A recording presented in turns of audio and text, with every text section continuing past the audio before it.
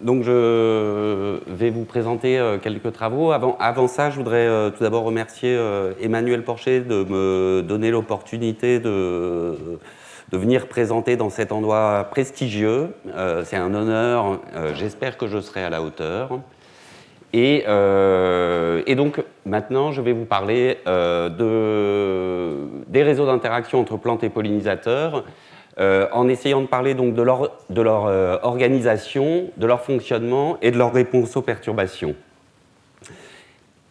Alors, je repars de cette orchidée de Madagascar que vous avez déjà vue, qui est vraiment le symbole de cette coévolution entre plantes et pollinisateurs, coévolution extrêmement fine entre une espèce de plante et une espèce de pollinisateur. Et cet exemple, il est assez représentatif en fait de la façon dont beaucoup de biologistes de la pollinisation ont vu les interactions plantes-pollinisateurs pendant assez longtemps. Je vous mets juste une citation d'un papier qui illustre ça et qui dit donc que les fleurs de chaque espèce sont adaptées en termes de forme, en termes de structure, en termes de couleur, en termes d'odeur aux agents pollinisateurs particuliers desquels ils dépendent. Et que en évoluant ensemble, ces plantes et ces pollinisateurs deviennent de plus en plus finement adaptés les uns aux autres, avec leurs particularités adaptées à la particularité de chacun.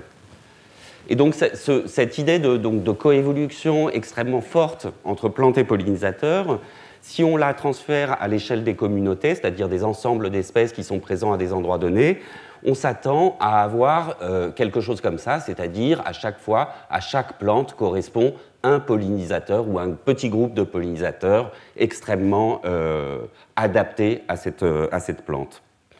Et donc cette vision, en fait, elle a été un peu remise en question dans les années 90 avec l'essor de l'écologie des communautés qui, en regardant l'ensemble des espèces à un endroit donné, à un moment donné, s'est aperçu, et aux interactions qu'il y a entre ces espèces, se sont aperçus qu'en fait, ces relations spécialistes-spécialistes, elles existent, mais elles ne sont clairement pas la norme.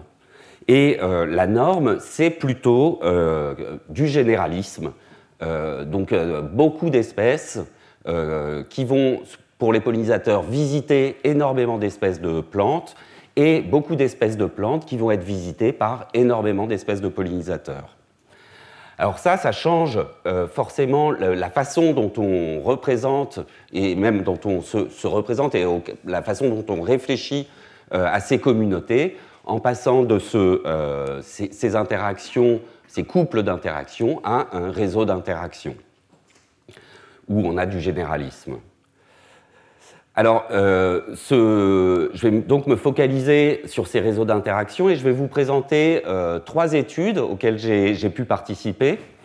Dans une première étude, on s'est intéressé à décrire un petit peu ces réseaux d'interaction et on verra dans cette étude à quel point donc on a des représentations qui sont assez statiques, mais en fait, dans la nature, ces réseaux sont extrêmement dynamiques, aussi bien dans l'espace que dans le temps.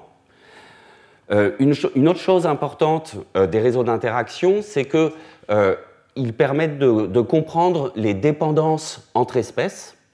C'est-à-dire que, bien sûr, ce pollinisateur dépend de sa plante et dépend des autres plantes qu'il va aller visiter, mais quelque part, cette plante, elle peut aussi dépendre de cette autre plante parce qu'elle partage un pollinisateur.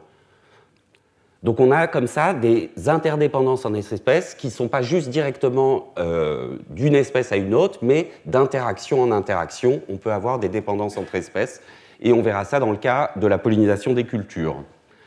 Et le corollaire un petit peu de ça, c'est que ces réseaux, ils permettent assez bien de comprendre comment est-ce que des perturbations peuvent ou non se propager dans les communautés, à quel point est-ce que la structure de ce réseau, est-ce que si je perturbe cette plante, est-ce que la perturbation va se propager de proche en proche et affecter l'ensemble du réseau, ou bien est-ce que cette structure va faire que ma perturbation, elle va rester tamponnée dans une petite partie du réseau.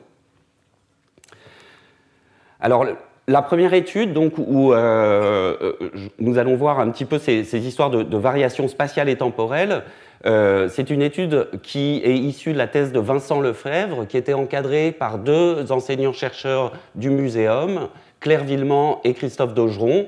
Claire Villemant, spécialiste des hyménoptères, et Christophe Daugeron, spécialiste des diptères.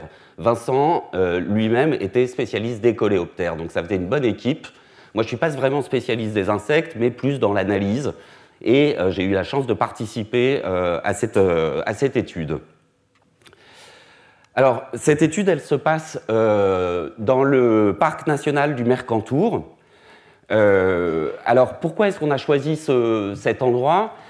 C'est un endroit magnifique, mais ce n'est pas juste pour ça. C'est aussi parce que c'est un endroit qui est dans la montagne, avec du coup la montagne, on va avoir avec l'altitude des changements de température et donc de conditions environnementales très forts dans de petits espaces, ce qui fait que ça nous permet, sans aller très très loin, d'avoir des conditions environnementales très différentes sans trop se déplacer. Donc d'échantillonner des choses très différentes sans trop se déplacer. Donc vous voyez qu'on a choisi 13 sites ici, et qui étaient entre 900 mètres et 2600 mètres d'altitude, et entre ces deux altitudes, vous avez une différence d'environ 11 degrés de température moyenne, donc c'est des conditions environnementales très différentes. Donc vous avez ici des photographies qui ont été prises sur les différentes prairies que l'on a échantillonnées, donc des prairies de basse altitude jusqu'à des prairies de très haute altitude. Alors comment est-ce qu'on s'y prend pour échantillonner ces réseaux d'interaction? Nous, ce que nous avons fait, c'est la méthode des transects. Alors qu'est-ce qu'un transect? On va dans une prairie, et puis on va tirer une ficelle d'une longueur donnée, et puis ce qu'on va appeler un transect, et ensuite on va parcourir ce transect lentement et collecter tous les insectes que l'on voit en train de butiner une fleur. Donc on les collecte soit au filet à papillons, soit avec des petits aspirateurs à insectes, soit avec des pots à cyanure. On prend l'insecte comme ça, on le capture. Et chaque insecte capturé, on va le mettre dans une petite boîte, on va noter sur quelle fleur est-ce qu'on l'a récolté, et puis on ira identifier, donc mettre un nom sur cette espèce d'insecte au laboratoire. Donc ces 13 prairies, on les a suivies, enfin Vincent les a suivies, vous pouvez le voir ici en train de faire un transect. On les a suivies de mai à juillet, toutes les 2 semaines, et chaque session d'observation, on faisait 4 transects, de le matin, de l'après-midi, pour voir un petit peu ce qu'il y avait comme pollinisateurs et quelles étaient leurs interactions. Donc, voici une partie du réseau d'interaction que Vincent a collecté, donc plus de 5500 interactions, 5500 individus d'insectes qui ont été capturés sur des fleurs, donc une très grande diversité, plus de 520 espèces de pollinisateurs, plus de 100 espèces de plantes, et puis donc quelque chose d'assez qui apparaît comme ça assez complexe. Si les couleurs ici, elles représentent les ordres d'insectes, donc vous avez ici les hyménoptères, le groupe donc des abeilles, ici le groupe des mouches en bleu, le groupe des coléoptères, des scarabées, et puis manquent les lépidoptères qui ne sont pas sur ce graphique-là, et puis 2 autres ordres, les neuroptères et le groupe des punaises aussi, qu'on n'a pas représenté sur ce réseau.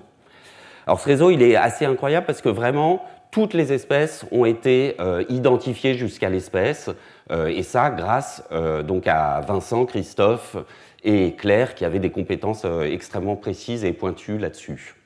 Donc c'est un gros travail, il ne suffit pas d'aller dans les champs et de collecter des insectes comme ça, après il y a un énorme travail d'identification. Alors, si on regarde ces réseaux, on les simplifie un peu, on regroupe toutes les espèces de pollinisateurs en fonction de leurs ordres. Donc vous avez ici les différents ordres, les couleurs qui correspondent aux différents ordres. Et vous avez ici nos 13 sites qui sont rangés par altitude, avec les altitudes les plus basses. Et puis, au fur et à mesure, vous montez jusqu'au sommet, jusqu'à un peu plus de 2600 mètres. Et ce qu'on voit tout de suite, c'est que la composition de ces réseaux d'interaction change drastiquement avec l'altitude, avec des réseaux de basse altitude qui sont composés de façon relativement équilibrée d'hyménoptères, de diptères, de coléoptères et de lépidoptères, des papillons. Et puis, plus on monte, plus le groupe des diptères, le groupe des mouches, devient complètement dominant dans la pollinisation.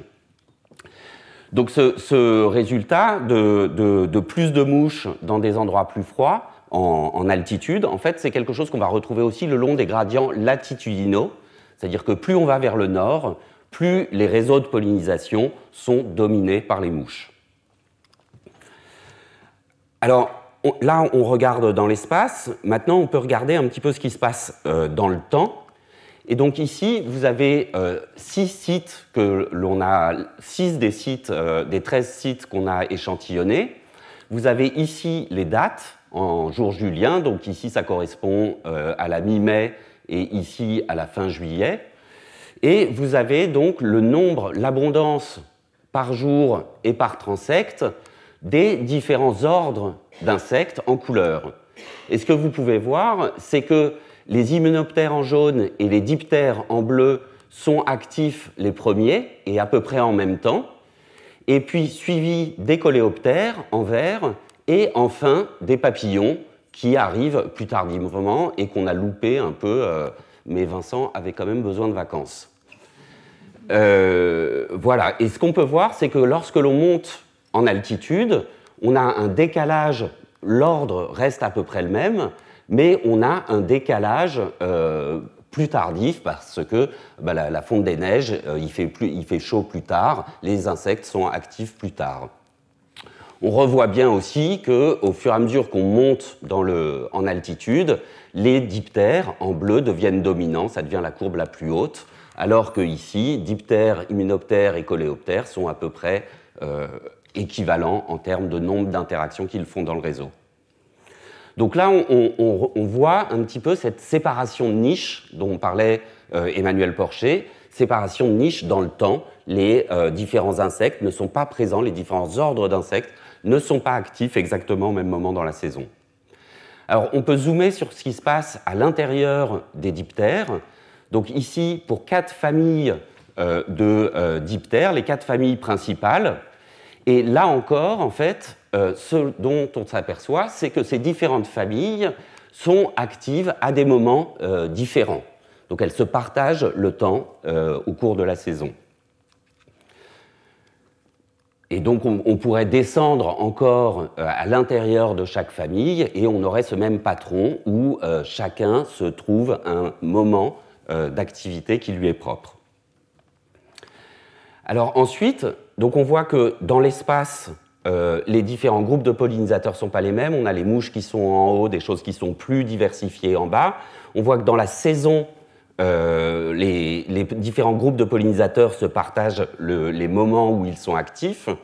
Et si on s'intéresse à ce qui se passe à un moment donné, à une altitude donnée, ce à quoi on arrive, c'est que les différents ordres de pollinisateurs se partagent les espèces de plantes de façon plus forte que ce qu'on pourrait attendre au hasard. Alors ici, c'est représenté avec donc l'ensemble des hyménoptères, et vous voyez que vous avez toute une partie de plantes qui sont uniquement visitées par les hyménoptères, des plantes qui sont majoritairement visitées par les hyménoptères, 2 plantes ici qui sont visitées que par les coléoptères, des plantes qui sont visitées que par les mouches et des plantes qui sont majoritairement visitées par des mouches. Donc, on a à peu près 40% sur l'ensemble de nos sites, en moyenne, 40% des plantes qui sont majoritairement visitées par des diptères, 35% des plantes qui sont majoritairement visitées par des hyménoptères, 4% par des coléoptères et le reste qui sont visitées de façon plus partagée, plus équilibrée entre les différents groupes.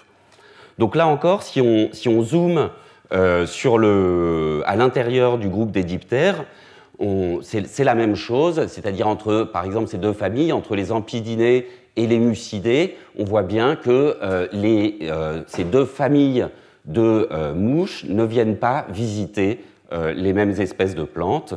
De la même manière, entre les cirphes et les ampidinés, vous voyez qu'il y a une certaine ségrégation des plantes qu'ils visitent. Donc, en conclusion de cette partie, ce qu'on peut voir ici, c'est que ces réseaux plantes pollinisateurs sont dynamiques dans l'espace. Vous n'avez pas les mêmes compositions de pollinisateurs suivant les endroits où vous vous trouvez, et ça c'est relié aux conditions environnementales qui vont sélectionner certains groupes de pollinisateurs plus que d'autres. Mais ils sont aussi dynamiques dans le temps, au cours de la saison, avec des groupes de pollinisateurs qui vont être actifs en début de saison, des groupes de pollinisateurs en milieu de saison, des groupes de pollinisateurs en fin de saison. Donc il faut vraiment voir, ici vous avez des plantes, et si on pense à leur période de floraison le long de soit l'altitude, enfin soit leur aire de distribution le long de l'altitude ou leur période de floraison le long de la saison, il faut imaginer que donc les interactions sont possibles entre pollinisateurs qui sont présents aux mêmes endroits, actifs au même moment, et que ça change dans le temps et dans l'espace. L'autre chose que l'on a pu mettre en évidence, c'est que, au-delà de ces dynamiques spatiales et temporelles, les interactions entre groupes de plantes et groupes de pollinisateurs sont structurées par groupes taxonomiques. C'est-à-dire que certaines familles de mouches vont avoir tendance à visiter les mêmes espèces de plantes, et certaines familles, la même chose chez les hyménoptères, vont visiter certaines familles de plantes. Et donc ça nous renseigne, enfin ça nous indique une trace de l'histoire évolutive des espèces, avec des espèces qui ont une longue histoire évolutive commune, qui vont donc partager beaucoup de traits, qui vont se ressembler en termes de traits, et qui donc vont interagir avec les mêmes espèces. Donc vous avez ici un réseau d'interaction plantes-pollinisateurs, les phylogénies, c'est-à-dire l'histoire évolutive des espèces, et on peut voir que certains groupes qui sont très proches phylogénétiquement parlant, qui ont une grande histoire évolutive commune, vont avoir tendance à interagir avec d'autres groupes d'espèces qui eux-mêmes sont proches phylogénétiquement parlant.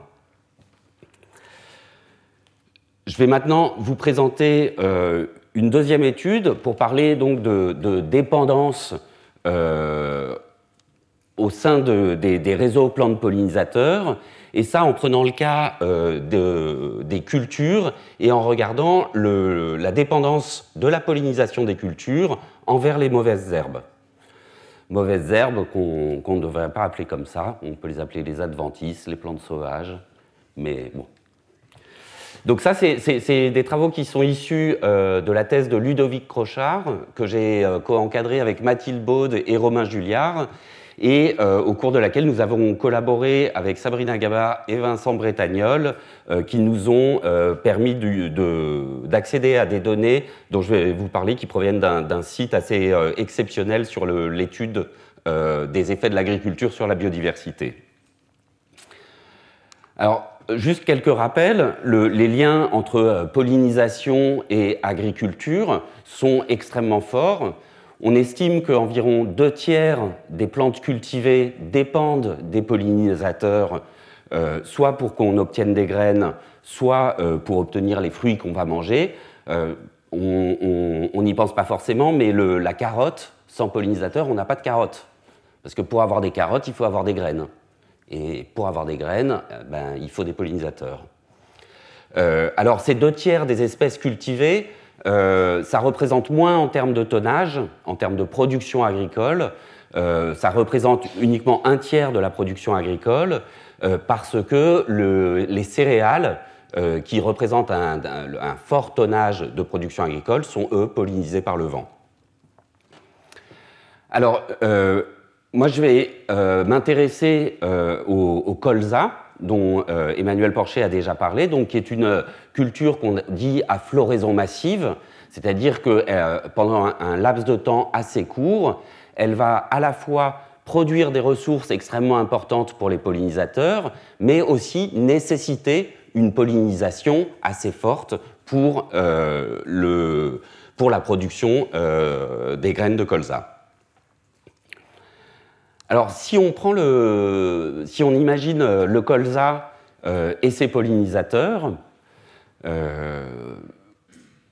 si on prend un des pollinisateurs du colza une année donnée, disons ce bourdon provient d'individus qui ont, comme la majorité des espèces de pollinisateurs sont annuelles, ce bourdon provient d'individus qui ont vécu l'année d'avant. Ce pollinisateur, l'année d'avant, la même espèce, il est allé se nourrir sur quelque chose. Donc sans doute, il est allé se nourrir sur du colza également, mais peut-être est-il allé visiter d'autres espèces de plantes, par exemple les adventices du colza, ou alors il est allé visiter du tournesol, avec les adventices qui sont dans les champs de tournesol, ou alors d'autres espèces de plantes. Donc si on considère, on voit bien ici que probablement le colza, en fournissant des ressources alimentaires à ce pollinisateur, lui permet de se reproduire, ce qui, en retour, va permettre de polliniser le colza l'année d'après. Donc on peut avoir comme ça un effet de cette ressource de colza sur la pollinisation du colza l'année d'après. Alors on peut essayer de quantifier ça. Quelle est l'importance du colza pour la pollinisation du colza de l'année d'après. Et pour ça, comment est-ce qu'on va faire? En faisant quelques hypothèses qui simplifient les choses, on peut regarder quelle est la part du colza dans le régime alimentaire de ce bourdon. Si ce bourdon visite énormément le colza par rapport aux autres ressources, la part du colza dans l'alimentation du bourdon est très importante. Et ici, si ce bourdon visite énormément le colza par rapport aux autres pollinisateurs, l'importance de ce pollinisateur dans la pollinisation du colza est importante. Donc une forte importance du colza dans l'alimentation de ce pollinisateur, multipliée par une forte importance de ce pollinisateur dans la pollinisation du colza, fait que le colza, ici, est très important pour la pollinisation du colza l'année d'après.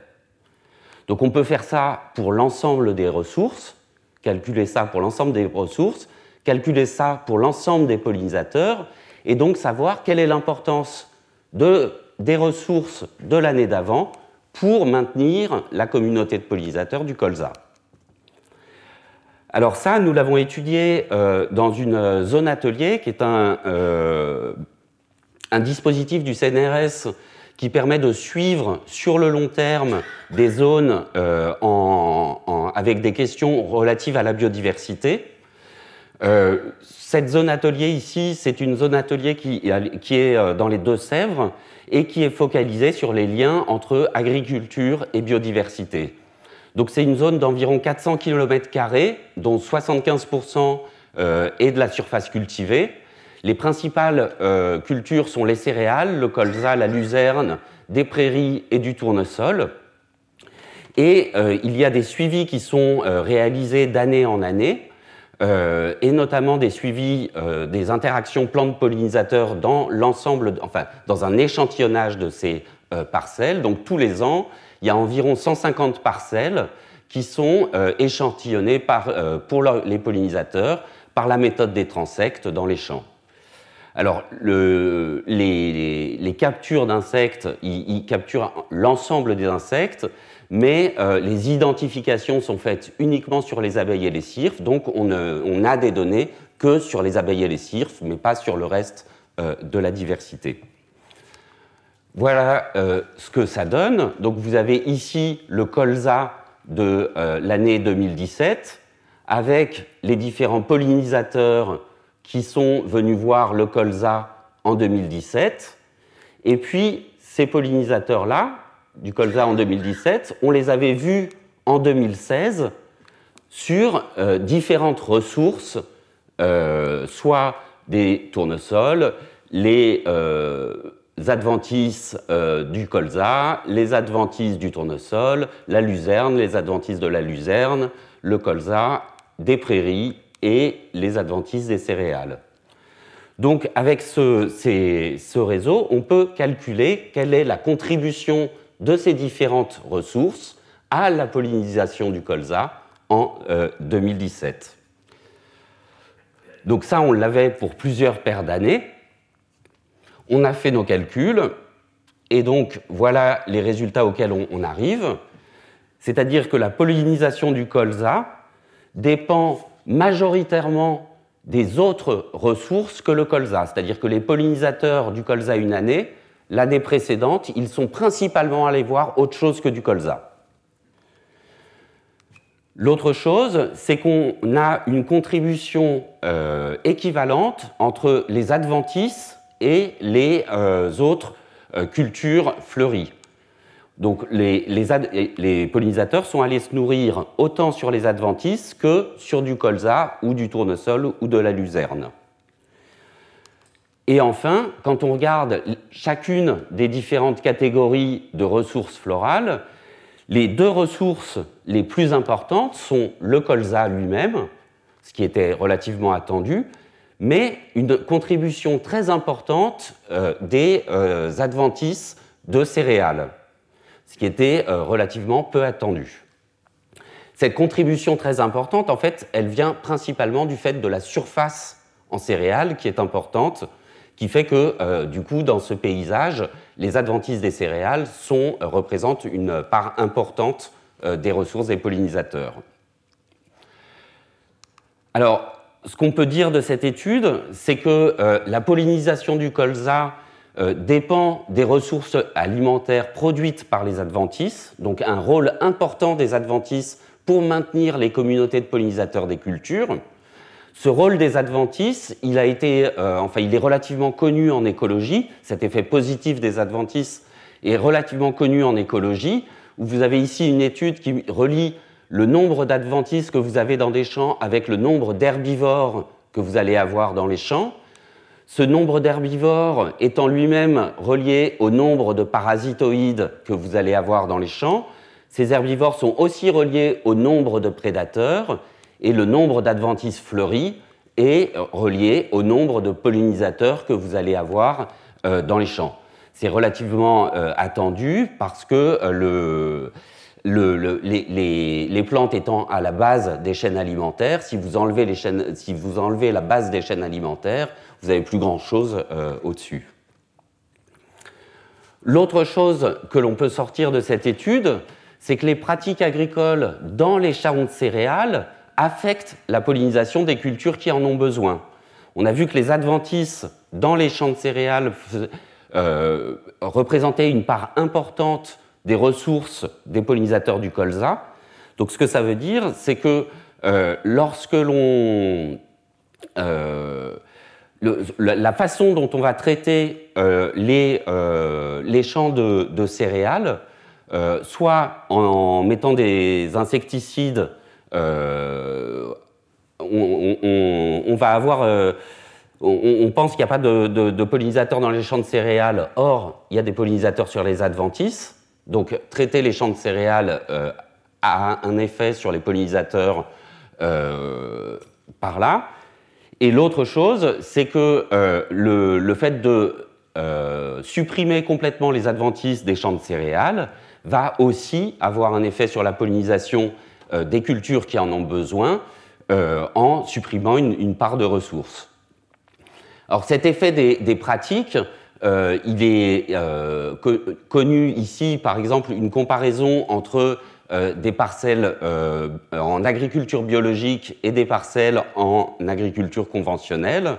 Et on voit que dans les parcelles en agriculture biologique, on a un gain d'environ 30% de richesse spécifique, de nombre d'espèces, aussi bien en arthropodes, en oiseaux, en microbes.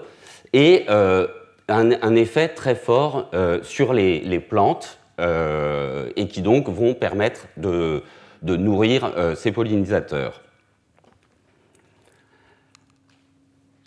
Je vais maintenant passer à la dernière étude que je voulais vous présenter. C'est une étude qui a été menée par Eva Knopp et son équipe, donc une chercheuse suisse, et dans laquelle on s'est intéressé à la pollinisation nocturne et à l'effet de la pollution lumineuse sur cette pollinisation nocturne. Alors, la pollinisation nocturne, elle est connue depuis longtemps et elle a été étudiée pas mal sur certaines espèces. Vous avez ici un exemple sur une silène. Alors, comment est-ce qu'on fait pour savoir qu'il y a de la pollinisation nocturne? Une façon assez simple, c'est de faire des expériences d'exclusion de pollinisateurs. C'est-à-dire que vous avez vos plantes de silène ici. Vous allez mettre des cages qui empêchent les pollinisateurs de venir, et vous allez mettre ces cages soit la nuit, soit le jour, soit les deux, soit aucune cage. Ici, vous avez le nombre de graines qui sont produits par la silène lorsque les pollinisateurs peuvent venir que la nuit. Ici, lorsque les pollinisateurs peuvent venir que le jour. Ici, lorsque les pollinisateurs peuvent venir de jour comme de nuit. Et ici, lorsque aucun pollinisateur peut venir. Ce que l'on peut voir clairement ici, c'est que la silène est pollinisée la nuit, qu'on a un bon succès reproducteur lorsque les pollinisateurs de nuit sont là, un succès reproducteur équivalent que lorsque c'est de jour comme de nuit, et par contre, lorsque la pollinisation est uniquement le jour, en fait, on voit qu'on n'a quasiment pas de pollinisation, vu que le niveau n'est pas différent des silènes qui étaient sous cage de jour comme de nuit. Donc ces études, elles nous montrent bien qu'il y a des plantes qui sont pollinisées la nuit. Par contre, comment est-ce que ça s'organise à l'échelle des communautés ou sous la forme de réseaux d'interaction? Donc ça, il n'y avait pas grand-chose qui était connu sur ce sujet. Et la première chose, c'était donc de regarder un petit peu comment se passe la pollinisation nocturne à l'échelle des communautés. Pour ça, on a échantillonné donc 4 prairies près de Berne en Suisse.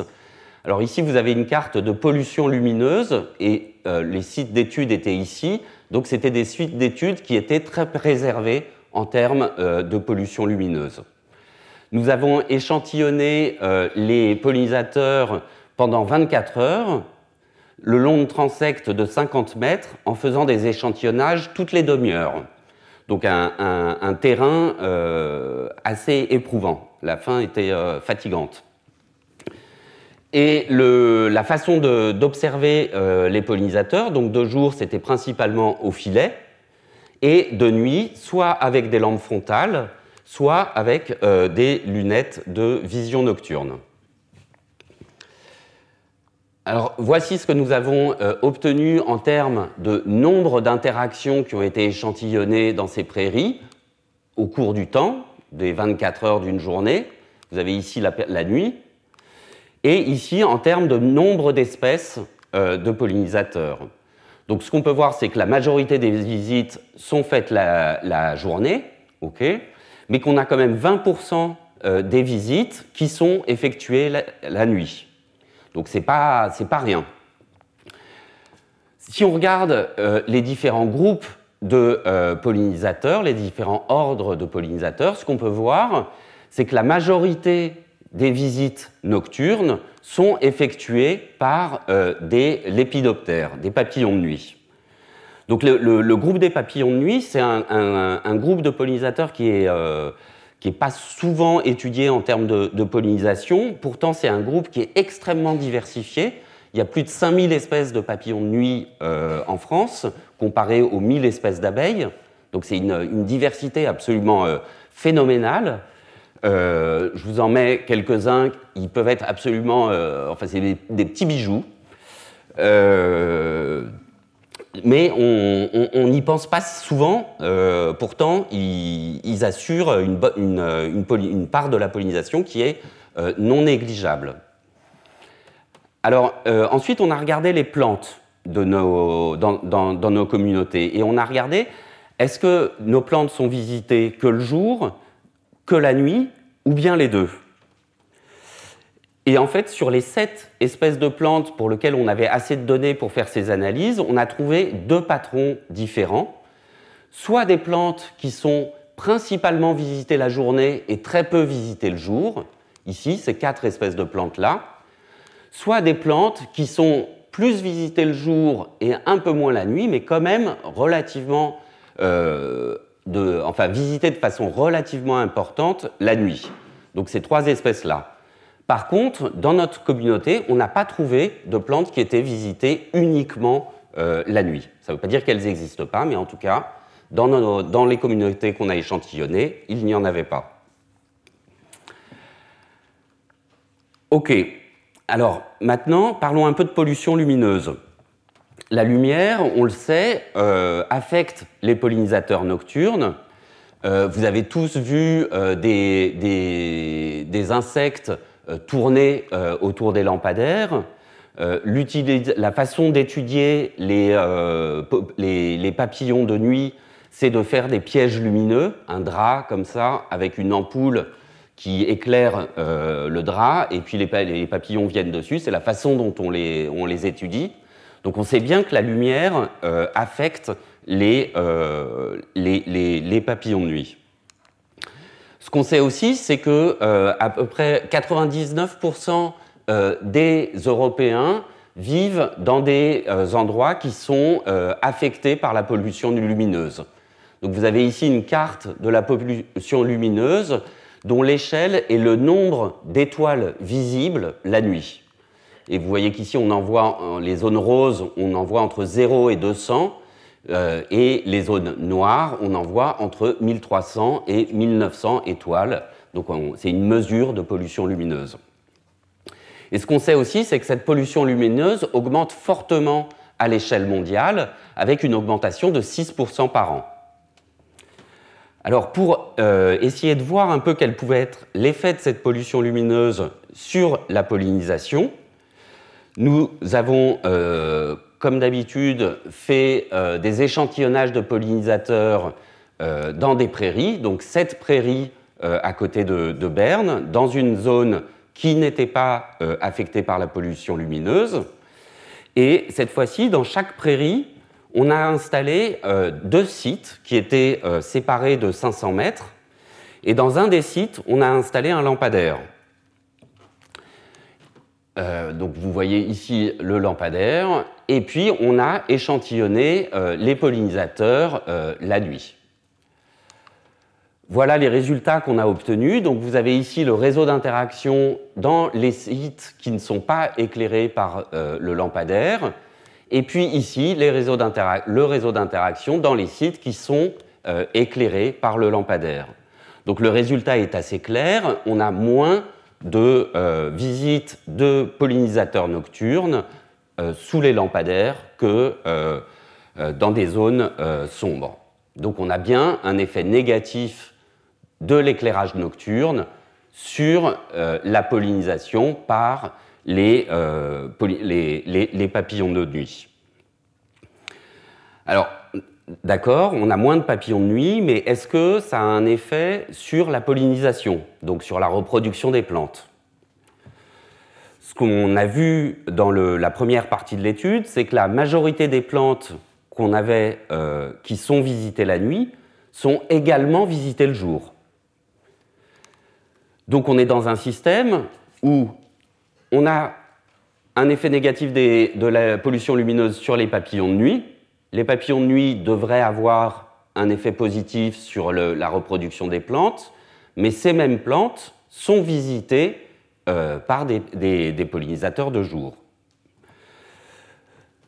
Donc pour tester cet effet possible de la pollution lumineuse sur la reproduction des plantes, on a utilisé une plante, un cirse, qui a l'avantage donc qui était présent sur les sites d'études, qui est visité de jour comme de nuit, et qui a un gros avantage, c'est qu'on peut avoir une mesure assez facile de l'efficacité de la pollinisation, parce que les fruits fécondés se différencient très fortement des fruits avortés.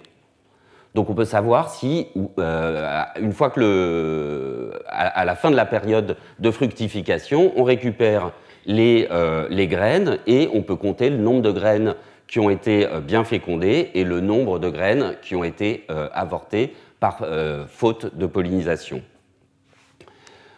On a dans 5 prairies installé 4 pieds de cirse, 2 qui étaient en sachet de jour comme de nuit, et 2 qui étaient non en sachet, donc qui pouvaient être pollinisés de jour comme de nuit. On a regardé la production de graines, la production de fruits de ces cirses dans les différents traitements. Donc vous avez ici le traitement en sachet, ici le traitement ouvert. La barre grise correspond aux zones qui n'étaient pas éclairées et la blanche correspond aux zones sous les lampadaires. Donc la première chose qu'on peut voir, c'est que le cirse a bien besoin de pollinisateurs pour se reproduire. Les 2 barres ici sont beaucoup plus grandes que ces 2-là. Par contre, ce qu'on peut voir, c'est qu'on a quand même une différence ici entre les cirses qui étaient sous les lampadaires et les cirses qui n'étaient pas sous lampadaires, avec une diminution de 13% de la production de fruits pour les cirses qui étaient sous les lampadaires. Donc ce que ça veut dire, ça, c'est que cet effet négatif sur les communautés de pollinisateurs nocturnes, ça se traduit bien par une diminution de la production de fruits du cirse, et ça malgré la visite des pollinisateurs diurnes. Donc on a une complémentarité entre pollinisation nocturne et pollinisation diurne. La pollinisation nocturne ne peut pas être remplacée complètement par la pollinisation diurne. Très bien, donc on a bien l'effet du lampadaire qui passe sur les papillons de nuit, qui passe sur la plante, mais pourquoi est-ce qu'il n'irait pas jusque-là? Si la plante se reproduit moins, on peut imaginer qu'à terme, sa population va diminuer. Si sa population diminue, ça va faire moins de ressources aussi pour les pollinisateurs diurnes. Comment est-ce qu'on peut tester ça? Cette propagation d'effet du lampadaire jusqu'aux pollinisateurs diurnes, elle va dépendre de la structure du réseau. C'est-à-dire que si on prend 2 cas un peu schématiques, vous avez des espèces de plantes ici, les espèces de pollinisateurs diurnes ici, les espèces de pollinisateurs nocturnes ici. Si votre réseau, si votre communauté d'espèces, si jamais les pollinisateurs nocturnes visitent des plantes qui sont principalement pas visitées par les pollinisateurs diurnes, la propagation de l'effet négatif sur les pollinisateurs, négatif sur les plantes, va avoir du mal à se propager jusqu'aux pollinisateurs diurnes, parce qu'elle va juste pouvoir passer par cette plante. Par contre, s'il y a un chevauchement fort entre les plantes qui sont visitées par les pollinisateurs nocturnes et les plantes qui sont visitées par les pollinisateurs diurnes, alors vous allez pouvoir avoir une propagation de la perturbation qui est beaucoup plus importante. Donc pour savoir si on a cette propagation possible ou pas, il faut avoir le réseau qui a à la fois les pollinisateurs diurnes et les pollinisateurs nocturnes. Donc, rebelote, on échantillonne les pollinisateurs pendant 24 heures, toutes les demi-heures, dans différents sites. Et voilà le réseau auquel on arrive avec les plantes qui sont ici, les pollinisateurs diurnes qui sont ici et les pollinisateurs nocturnes qui sont ici. Ici, nous avons notre cirse. Et donc la question, c'est à quel point est-ce que les plantes qui sont visitées par ces pollinisateurs nocturnes sont aussi visitées par un grand nombre ou pas de pollinisateurs diurnes. Alors, la façon dont... Je vais pas rentrer dans les détails de la façon dont on mesure cela, Mais les résultats qu'on a obtenus, c'est que la structure observée, celle-ci, a tendance à favoriser la propagation des effets. C'est-à-dire qu'effectivement, les plantes qui sont très visitées par les pollinisateurs nocturnes sont aussi très visitées par les pollinisateurs diurnes. Donc ce n'est pas une preuve que cet effet se transmet, mais c'est des suspicions fortes que cet effet peut se transmettre. Donc, pour conclure sur cette partie, ce que l'on a vu, c'est que les pollinisateurs nocturnes assurent une part non négligeable de la pollinisation, qui est non substituable par les pollinisateurs diurnes. Donc cette importance de la pollinisation nocturne, c'est quelque chose qui est en train d'être de plus en plus étudié. Vous avez ici une étude qui vient de sortir sur la ronce et qui montre que le taux de dépôt de pollen, c'est-à-dire le nombre de grains de pollen qui est déposé par heure, est plus important, alors pas de beaucoup, mais quand même, plus important la nuit que le jour. Alors la journée dure plus longtemps que la nuit en été, du coup au total, le nombre de grains de pollen déposés est plus important le jour que la nuit, mais cette pollinisation nocturne, c'est pas rien. L'autre chose que l'on a vu, c'est que pollinisateurs nocturnes et diurnes sont liés et que la structure du réseau d'interaction rend possible et probable la propagation des perturbations entre eux. Et donc, on n'a pas démontré cette propagation, mais je reprends juste cet exemple que Emmanuel Porcher vous a présenté, qui montre que ces propagations d'effets d'espèce en espèce à l'intérieur du réseau sont des choses qui sont mesurables et que l'on observe réellement dans la nature. Donc j'en ai fini avec les 3 études que je voulais vous présenter.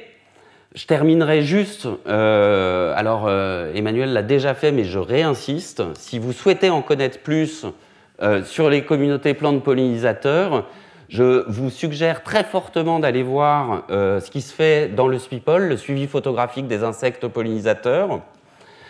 Je vous montre juste, donc Emmanuel a déjà expliqué le protocole, vous a montré la beauté de ce à quoi on se confronte. Hein. Et puis, donc ici, vous avez une carte qui représente les collections qui ont été faites, donc les points de 20 minutes, les sessions d'observation de 20 minutes qui ont été faites à travers la France. De ces sessions d'observation, on peut estimer ici les interactions qu'il y a entre différents groupes de pollinisateurs et les plantes. Donc on peut reconstruire ces réseaux d'interaction à partir de ces données. Et on peut faire d'autres types d'analyses. Par exemple, ici, une analyse où nous avons regardé les pollinisateurs des pissenlits. Et nous avons juste sélectionné les collections qui étaient faites sur les pissenlits. Et on les a classées en 2 catégories. Celles qui étaient avec plus de 10% d'urbanisation dans un rayon de 500 mètres des collections, celles qui étaient avec moins de 10% d'urbanisation autour des collections, et on peut voir la différence de composition et d'abondance des pollinisateurs. Donc c'est vraiment un moyen d'étudier les pollinisateurs sur l'ensemble du territoire. Et je vais m'arrêter là. Je vous remercie pour votre attention.